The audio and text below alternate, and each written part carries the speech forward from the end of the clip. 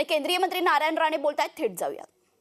भारत में इस सफलता के बाद हमने G20 के शानदार और ग्लोबल आयोजन की सफलता और दिल्ली घोषणा पर सभी भागीदारों की सहमति के माध्यम से हमने पूरी दुनिया तक यह संदेश पहुंचा दिया है कि माननीय प्रधानमंत्री जी के मजबूत, सक्षम, दूरदर्शी नेतृत्व में एक नया भारत का सृजन हो रहा है।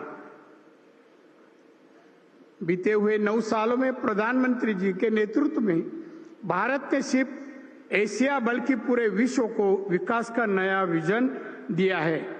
आज भारत की 100 करोड़ आबादी के साथ पूरा विश्व चंद्रयान 3 की सफलता अचंभित है। हमारे कदम यही रुके नहीं, बल्कि आदित्य L1 मिशन के माध्यम से हम सूरज के रहस्य पर से पर्दा उठाने की भी जा रहे। प्रधानमंत्री जी के नेतृत्व में आज भारत अंतरिक्ष के रहस्यों में पर्दा उठाने के लिए जिस तेजी से प्रयास कर रहे हैं,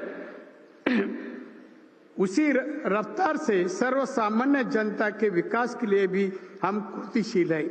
भाइयों और बहनों, भगवान विश्वकर्मा जयंती तथा आदरणीय प्रधानमंत्री श्री मोदी साहब की जन्मदिन के इस शुभ अवसर पर MSME के माध्यम से देश की शिल्पी और कारीगरों के जीवन में क्रांतिकारी बदलाव लाने वाली PM विश्वकर्मा कौशल सम्मान योजना का लोकार्पण आपके कर कमालों द्वारा ही हो रहे हैं।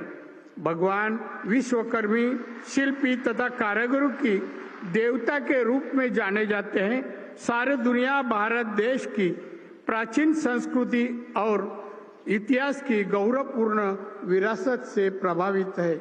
देश की इतिहास और सांस्कृतिक परंपरा रूप में जगह जगह खड़े भव्य और सुंदर मंदिरों का निर्माण विश्वकर्मा समुदाय भी है। ये भी इमारत उसका एक भाग है।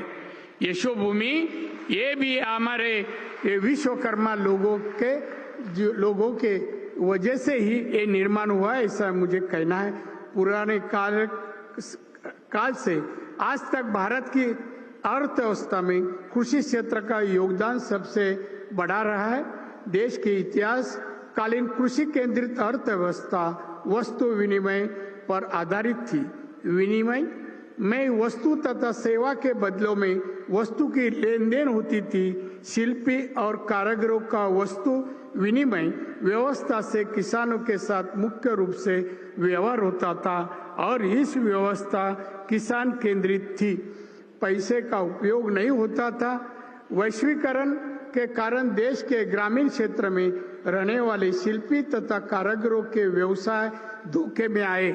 इन दुर्लक्षित लोगों के लिए आदरणीय प्रधानमंत्री जी ने विश्वकर्मा योजना का संकल्प किया। मैं महाराष्ट्र से हूँ। महाराष्ट्र में यह व्यवस्था 12 बलौतेदार नाम से प्रचलित थी। मुझे आनंद है कि इन सभी बलौतेदारों को PM विश्वकर्मा कौशल सम्मान योजना का लाभ मिलेगा।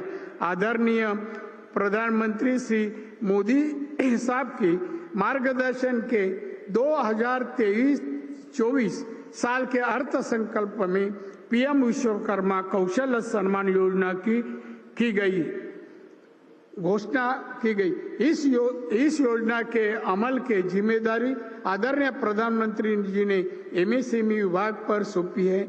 MSME विभाग का भारत की अर्थव्यवस्था में कितना महत्वपूर्ण स्थान है, ये आप सब जानते ही होंगे।